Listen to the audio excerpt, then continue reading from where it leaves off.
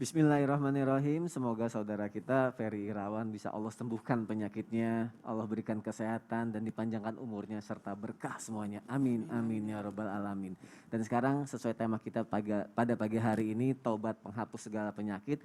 Aku harus nanya sama Ustadz Syam mengenai, mungkin berhubungan juga dengan tayangan tadi Ustadz Syam. Baik. Kalau ada saudara kita yang sakit, mungkin badannya tidak bisa bergerak, cuma bisa tertidur saja gitu ya. Itu ada keringanan gak sih untuk kita bisa bertobat sehingga bisa menyembuhkan penyakit-penyakit kita gitu. Apakah kita tetap harus sholat tobatkah atau cuma melalui berzikirkah? Bagaimana caranya Ustadz ya? Mohon penjelasannya. Baik, bismillahirrahmanirrahim. Tabi guruku Ustadz Maulana, Ustadz Bani, Mas Soni, serta para alim ulama yang dimuliakan Allah Subhanahu wa taala, serta para teman-teman sekalian yang mungkin kayak merasa bahwa nggak ada harapan lagi untuk bertaubat gitu. Pengen taubat, nggak ngerti cara sholat taubat. Nah hari ini belajar di Islam itu indah. Namun kita ketahui bahwa Nabi SAW itu mengingatkan kita seluruh umatnya untuk selalu berhusnudzon kepada siapapun.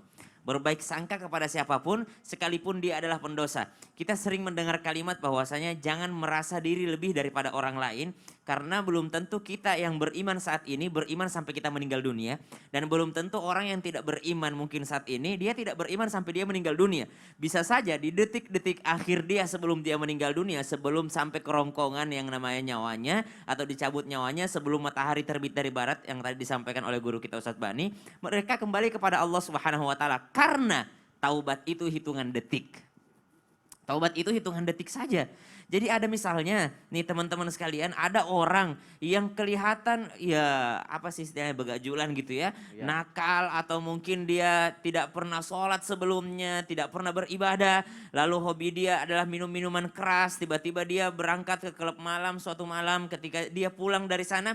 Dia mau menenggak minuman keras tapi ternyata dia menyesal. Kenapa sih saya minum minuman keras? Kenapa sih ini kan diharamkan oleh Allah? Dia teringat suatu kajian misalnya, dia teringat suatu pesan orang tuanya. Lalu dia taruh minuman tersebut, lalu dia pulang. Lalu dia di dalam mobil menangis sejadi-jadinya.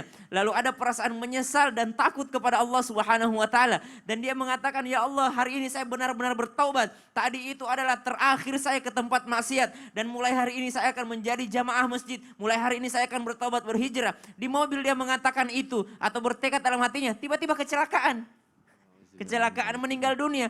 Hitungan detik itu tobatnya diterima oleh Allah Subhanahu wa taala. Bukan berarti kita meremehkan dosa, tapi kita tidak boleh meremehkan pendosa. Karena kita tidak pernah tahu apakah sebelum dia meninggal dunia dia bertaubat kepada Allah Subhanahu wa taala. Maka dari itu tugas kita sebagai umat manusia adalah berhusnudzon atau berbaik sangka terhadap orang lain. Ada orang yang bertaubat tidak harus 10 menit dia bertaubat. 3 detik cukup. Ya Allah, saya sangat menyesal ya Allah, hari ini saya bertaubat. 3 detik atau 5 detik, 10 detik kembali kepada Allah Subhanahu wa taala. Tiba-tiba dicabut nyawanya, maka dia termasuk orang yang bertaubat kembali kepada Allah Subhanahu wa taala. Namun, jikalau kita masih sempat dan karena Allah masih memberikan kita umur, maka laksanakan sholat taubat, berzikir sebanyak-banyaknya. Di antara lain zikirnya adalah astaghfirullahalazim wa atubu ilaih. Astaghfirullahalazim wa atubu ilaih. Itu sudah sangat lengkap. Ya Allah, aku memohon ampun kepadamu ya Allah. Dan aku bertaubat kepadamu ya Allah. Dan aku kembali kepadamu ya Allah. Astaghfirullahalazim wa atubu ilaih. Kemudian ada lagi bacaan-bacaan yang lain. Misalnya amalan-amalan penghapus dosa yang diajarkan oleh baginda Nabi SAW. La ilaha illallah wahdahu la syarikalah. Lahul mulku wa lahul hamdu yuhyi wa yumitu wa huwa ala kulli syai'in qadir. Maka dia diampuni oleh Allah Subhanahu wa taala. Jangan memperberat teman-teman kita yang mau kembali kepada Allah Subhanahu wa taala dengan mengatakan orang tobat itu harus mandi besar. Orang taubat itu harus ini, orang taubat itu harus ini. Padahal taubat itu tidak seribet itu. Kembali kepada Allah Subhanahu wa taala dengan air mata yang menetes, dengan hati yang sangat menyesal, dengan mengatakan hari ini saya berjanji tidak akan mengulangi lagi kesalahan saya. Maka itu sudah termasuk kembali kepada Allah Subhanahu wa taala, apalagi keadaannya mungkin dalam keadaan terbaring ya. Makanya orang mau meninggal dunia juga dituntun kan, dituntun baca kalimat, baca kalimat. Syahadat itu ya. Iya. Berarti ternyata tobat tidak seribet itu ya Ustadz Syam ya. Itu. Mungkin berarti kalau misalnya ada yang bisa sholat, ya nggak apa-apa kita harus sholat. Bagus, Bagus ya. bagus, afdol. Baik, Masya Allah, terima kasih Ustadz Syam untuk penjelasannya.